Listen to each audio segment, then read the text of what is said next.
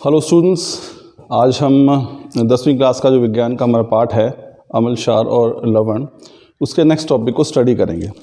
तो स्टूडेंट्स, आज का हमारा जो टॉपिक है वो है कि अम्ल को हम तनुकृत कैसे करते हैं। This means how to dilute an acid.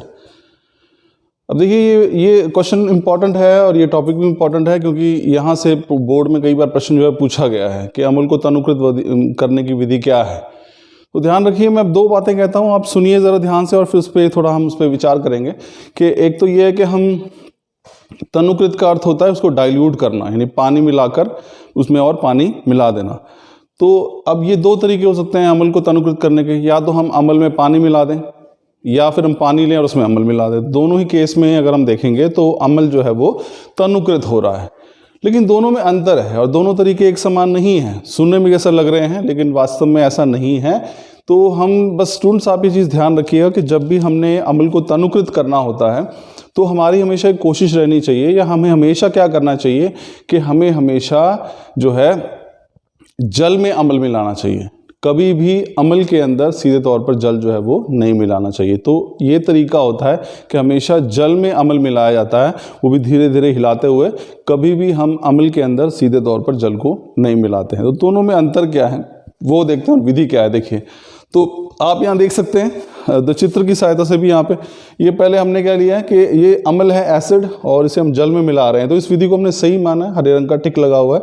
लेकिन दूसरा क्या कर रहे हैं, हमने एसिड लिया है, अम्ल लिया है और उसमें हम जल मिला रहे हैं, तो ये विधि जो है वो सही नहीं है। तो तनुकृत करने का तरीका क्या है कि हमेशा जल में अम्ल को मिलाया जाता है, कभी भी अम्ल में जल नहीं मिलाया जाता। तो देखिए हमारे पास क्या है, इसका कारण है क्या है।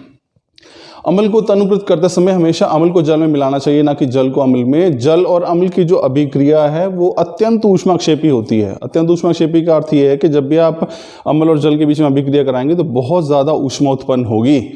अगर आप कभी नोट करेंगे, कभी करने का प्रयास कीजिए, थोड़ा सा पर्क नली में जल लीजिए, उसमें थोड़ा सा अम्ल डालिए, आप देखेंगे थोड़ी देर समय बाद पर्क नली इतनी गर्म हो गई है कि आप उसे हाथ भी नहीं लगा पाएंगे। तो इतनी अधिक ऊष्मा जो है वो उत्पन्न होती है। तो जल और जो अम्ल की अभिक्रिया है वो अत्यंत ही ऊष्माक्षेपी होती है। इस कारण जल में अम्ल को सावधानी पूर्वक हिलाते रहना चाहिए और धीरे धीरे हिलाते हुए वो भी, यानी अगर आपने जल ले लिया उसमें आप अम्ल डालेंगे, थोड़ा सा डालेंगे, फिर उसे हिलाएंगे ताकि जो ऊष्मा उत्पन्न हुई वो एक जगह एकत्रित ना हो, वो धीरे धीरे ऊष्मा जो है वो फैल जाए और कोई भी घटना होने से जो है वो बच जाए। तो हमें क्या करना है, इस कारण जल में अम्ल को सावधानी पूर्वक और धीरे धीरे हिलाते हुए मिलाना चाहिए।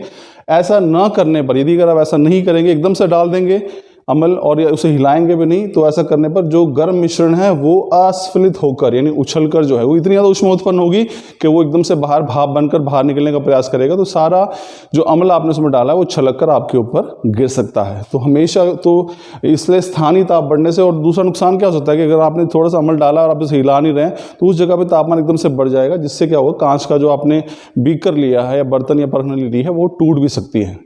तो इसलिए हमें ये सावधानी बरतनी चाहिए। तो तनुकृत करने का सही तरीका क्या है कि हमेशा जल में हम अम्ल मिलाएंगे, वो भी धीरे धीरे हिलाते हुए, तभी हम उसको तनुकृत करेंगे। अगर हम ऐसा नहीं करते हैं तो क्या होगा, वहाँ पे ऐसा करने से, क्योंकि अम्ल और जल के बीच की जो अभिक्रिया है बहुत अधिक ऊष्माक्षेपी होती है, बहुत ऊष्मा निकलती है उसमें, और इतनी अत्यधिक ऊष्मा जो है वो स्थानीय ताप बढ़ने से हम जिस बीकर में ये काम कर रहे हैं तनुकृत का, वो टूट भी सकता है। और इतना नहीं, एकदम से अगर हम डालेंगे और हिलाएंगे नहीं तो वो उछलकर सारा जो ये अम्ल और जल का जो मिश्रण है वो हमारे ऊपर भी गिर सकता है। तो इसलिए हमेशा ये संशय किया जाता है कि हमेशा ही जल में अम्ल को जो है मिलाना चाहिए, कभी भी अम्ल के अंदर जल जो है वो नहीं मिलाना चाहिए। आई एम श्योर स्टूडेंट आपको टॉपिक समझ में आया होगा।